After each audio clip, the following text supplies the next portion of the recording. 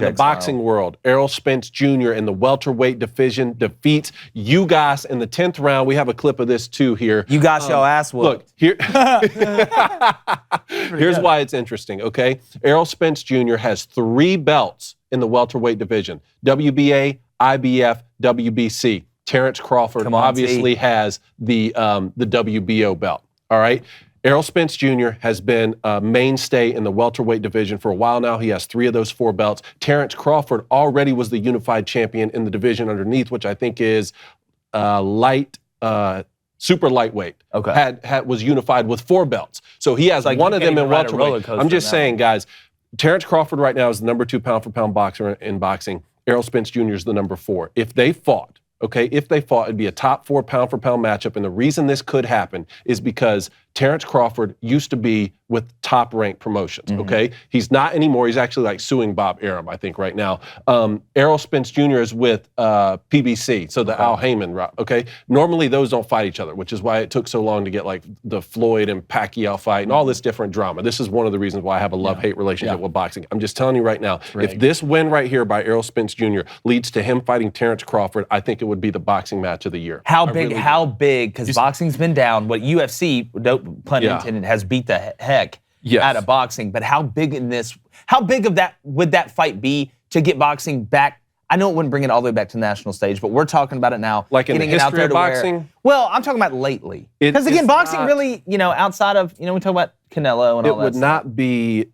This would not be a like Floyd Pacquiao situation. This would not be a Floyd Canelo situation. Okay. But I think it'd be right underneath that. This is the type of fight. This would be the fight right underneath. Crawford's ability to go orthodox and then southpaw is just unbelievable. But Errol Spence is a little bigger though. Snakes. Errol Spence is bigger.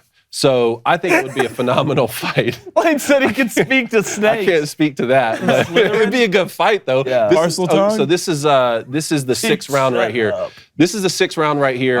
All right. So this is the only. Look, that was the only time Errol Spence has really been in trouble. Okay, hold on. Yeah, you can see him here. The referee was about to get in the middle of that. Errol Spence let his guard down, but this is really what really ended this right here. 7th round, just putting in work on him. Little one to the body there. Finish it. Finish it. Finish it. I always want to see knockouts in boxing. Orbital fracture. Yeah. Orbital fracture. Right hey, if you're on audio right now, basically this guy right side of his face looks like somebody's smuggling a balloon. He said nope.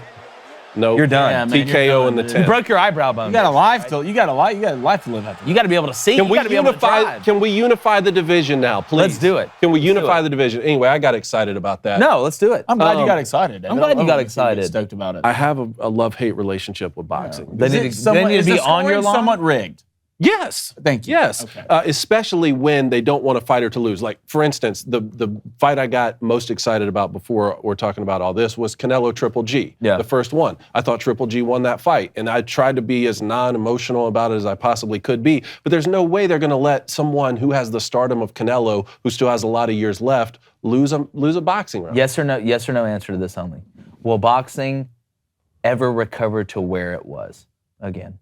From a popularity standpoint. No, because Dana White's running the UFC so stellarly right now. But that doesn't mean that I won't tune in for a fight like Errol Spence Crawford, just because I think in this particular fight, I don't think that there would be an agenda to rig it in a certain way. I think this is one of those ones, like if one of these guys were significantly younger, has a lot more years left, they don't want to give that guy a loss in his win-loss column. That's what I felt like happened with Canelo Triple G. Anyway, I do hope the fight gets made. I hope that boxing figures it out. We don't need 4 different sanctioning bodies. We don't need all these different promotional battles, like the Lakers, stuff like that. But anyway, thought I'd fill you guys in on that right there. All right, hey, if you like what you heard, go ahead and ring that bell. Turn those notifications on. We're bringing it every day daily from 2 to 3 Central, and we want you here. I can hear it ringing now.